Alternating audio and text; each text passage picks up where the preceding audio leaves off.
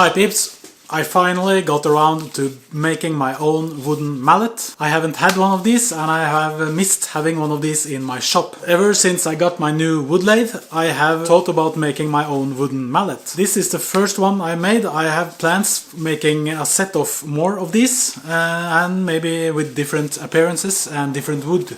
This one is made out of some scrap wood I had laying around. The handle here and in the middle is softwood, is regular maple construction wood. Around here I have oak, it's white oak and regular oak.